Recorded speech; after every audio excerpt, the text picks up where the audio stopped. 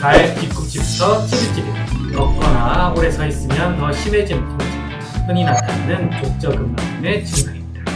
원장님, 그러면 족저근막염 같이 발바닥에도 체외 충격파 치료가 가능한가요? 네, 환자 상태에 따라서 발바닥에도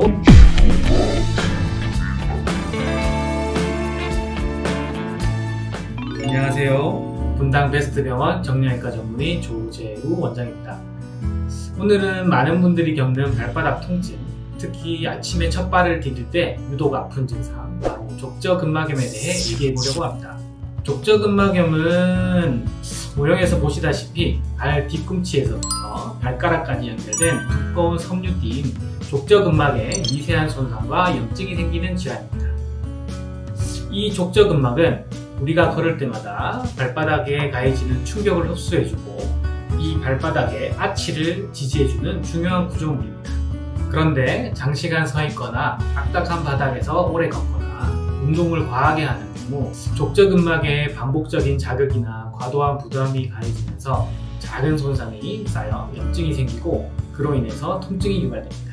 선생님들이나 간호사분들이나 요식업의 종사자분들처럼 장기간 서서 일하시는 직업을 가진 경우 평발 또는 아치가 너무 높아서 발의 구조가 남들하고 다른 경우, 또 비만으로 인해 발에 체중이 과도하게 실리는 경우, 적절한 쿠션이 없는 낡은 신발을 오래 착용하시는 경우, 달리기나 등산, 줄넘기처럼 충격이 많은 운동을 갑작스럽게 많이 하게 된 경우에는 더욱더 족저근막염을 조심해야 할 필요가 있습니다.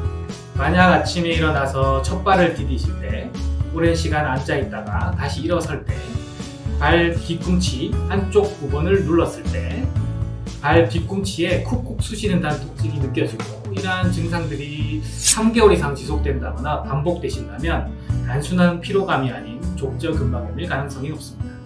초기에는 간단한 휴식과 스트레칭으로 좋아질 수 있지만 만성화되기 시작하면 치료에 더 긴 시간이 필요하기 때문에 더 고생을 하시므로 빠른 진단과 치료가 중요하게 됩니다. 간혹 시간이 지나면 괜찮아지겠지 하고 참으시는 분들도 많은데요.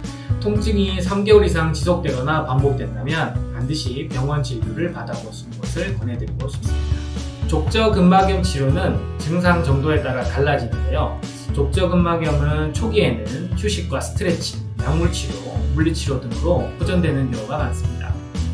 하지만 3개월 이상 보존적 치료를 시행하셨는데도 통증이 지속되신다면 다른 치료 방법을 고려하실 수 있는데요.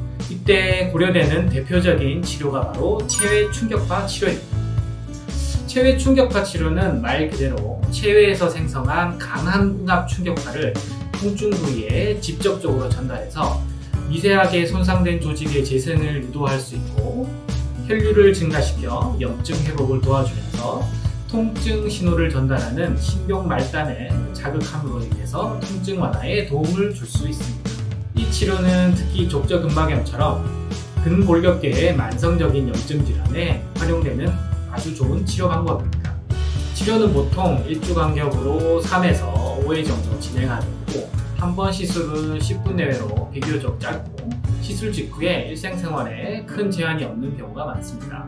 저희 분당 베스트 병원에서는 족저근막염으로 내원하신 분들을 대상으로 통증 정도와 손상 부위를 평가한 뒤 상태에 따라서 체외 충격파 치료를 시행하고 있습니다. 치료 빈도와 강도는 의료진의 판단에 따라서 조절하게 됩니다. 족저근막염은 방치할수록 만성화되기 쉬운 질환입니다.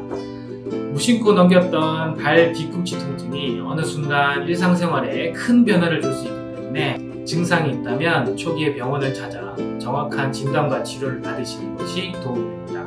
네, 오늘은 족저근막염의 증상과 체외 충격파 치료법에 대해서 얘기해봤는데요. 본 영상이 도움이 되셨길 바라며 다음에도 유익한 건강 정보로 찾아뵙겠습니다. 시청해주셔서 감사합니다.